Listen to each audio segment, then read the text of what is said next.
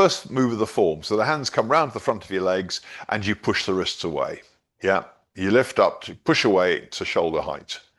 Okay, so the first thing is, I discovered this last night when teaching exactly the same thing in a class, is that people think they're lifting their arms and you're not lifting your arms. They will lift, but you're not, that's not your intention.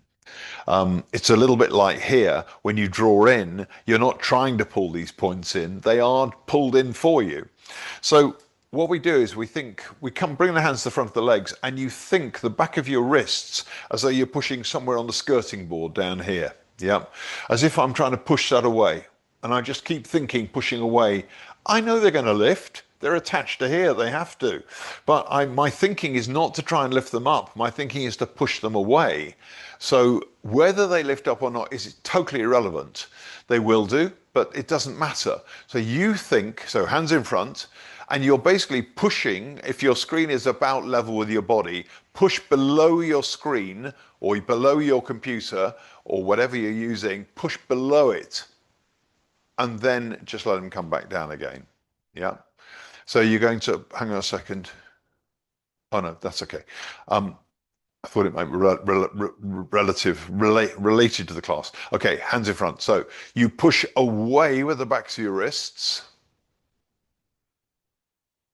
And then we just sit down normally and you lower the hands. Right now, the crucial bit here is, yes, we're pushing away with the wrists, but you need to feel your back doing something. Now, I had this as well in a class last night, because I'm doing quite a lot of this sort of stuff in various classes, is that when you push away, you need your back to work as well.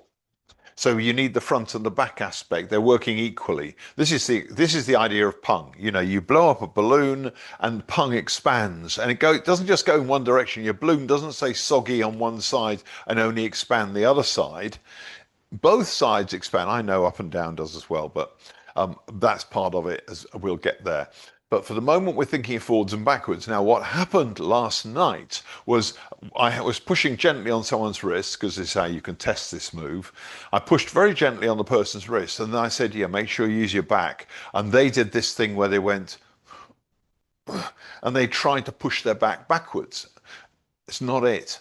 That's not what it is. What it is you just engage the muscles in your back, so they're playing a role. I know physically this is moving ahead of you by several feet and then lifting even as well, ultimately.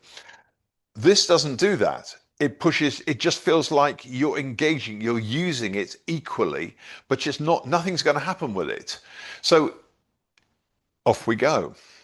So hands are at the front. Okay, push your wrist towards the skirting board or below your computer or whatever. Now just feel your back. Just feel your back. Feel your back. Keep feeling the back. Keep feeling the back. Keep feeling the back. Keep feeling the back. Keep feeling the back. Keep feeling the back. Okay, good. And bring it back down again. That's all it is. You don't have to actually physically do something with your back.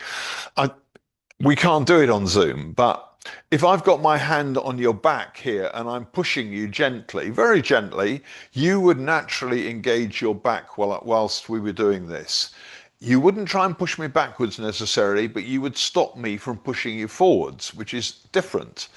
Okay, so here we go again. So my hand or someone's hand is on your back, okay? So push your wrist towards the skirting board or under your computer, and someone's trying to push you forward. Now don't let them push you forwards, just hold them in place.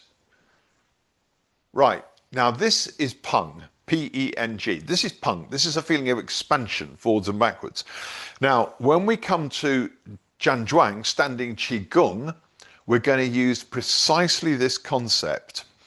And incidentally, relating it to a little bit of what we were doing a minute or so ago, when you squeeze in here and you feel all these places working, you are doing pung. It's coming from the middle.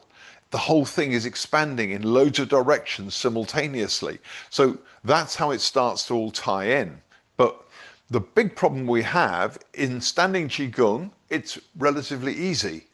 But when we come to do Tai Chi, and we'll get to this a little bit in a while, it's quite difficult because you're moving as well. Lots of other things are moving and nothing's staying in the same place.